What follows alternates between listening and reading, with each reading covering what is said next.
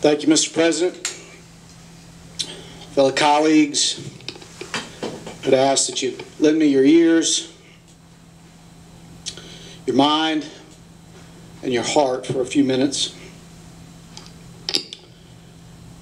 Grieve the loss of my friend and colleague, a senator from Jasper, Senator Clementa Pinckney, along with his 8 sisters and brothers. Needed time to mourn the loss of my friend and my fellow Charlestonians. Vigil that Senator Kempson and I attended was powerful and beautiful.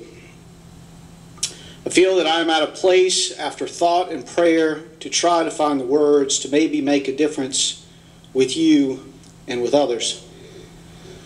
When I think of the senator from Jasper, I think of how he touched me with that wonderful biblical speech about Thomas during our body camera debate. It's described as his finest moment. Yet it was only a few weeks ago. He had so much more to offer, yet was taken too soon, just at the age of 41.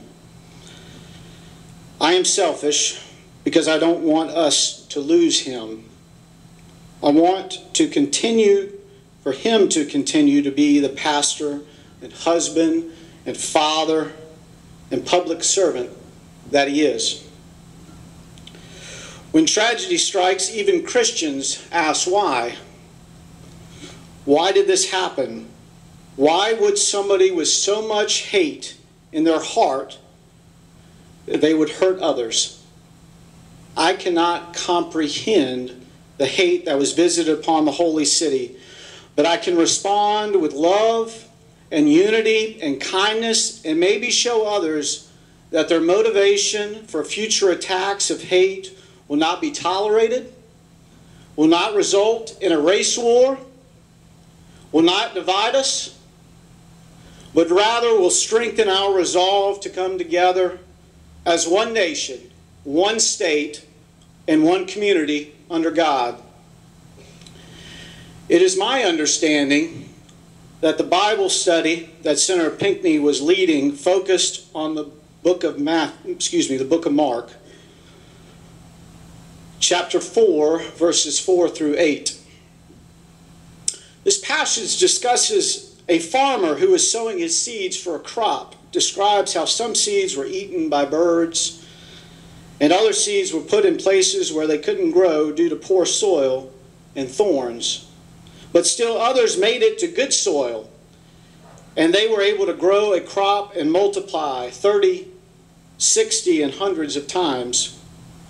This passage, for me, describes our work as public servants. There are times when we have ideas that sprout up quickly, only to realize that we haven't had enough foundation to grow, and as such, the idea is discarded. There are ideas that special interest predators fly in and devour, and then sometimes the ground is fertile. And the time is right for there to be growth. I think the time is right and the ground is fertile for us to make progress as a state and to come together and remove the Confederate battle flag from the prominent statue outside the State House and put it in the museum. It is time to acknowledge our past, atone for our sins, and work towards a better future. That future must be built on symbols of peace, love, and unity. That future cannot be built on symbols of war, hate, and divisiveness.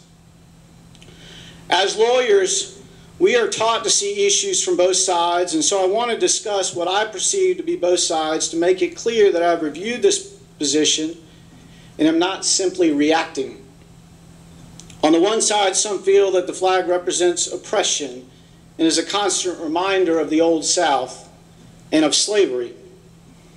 I understand why many citizens of South Carolina feel that way. On the other hand, some say that the Confederate battle flag represents the South's heritage and ancestry.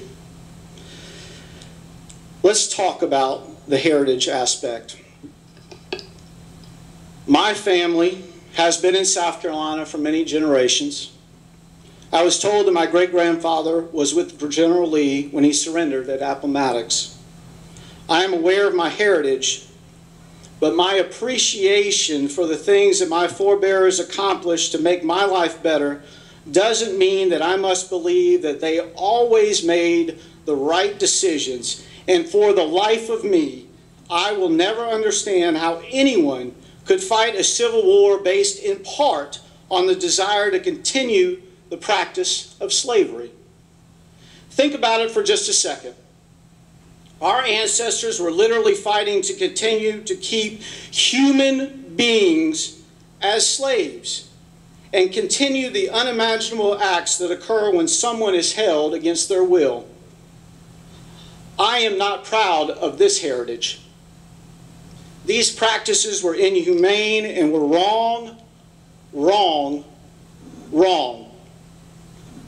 Now we have these hate groups and the symbols that they use to remind African Americans that things haven't changed and they are still viewed as less than equal human beings. Well, let me tell you, things have changed. Overwhelmingly, people are not being raised to hate or to believe that they are superior to others based on the color of their skin.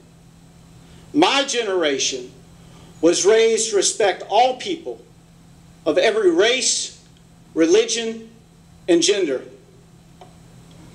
I have often wondered what is my purpose here in the Senate.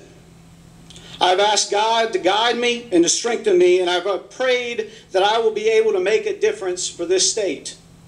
I have prayed that I will leave this place better for the future generations. I am proud to take a stand and no longer be silent.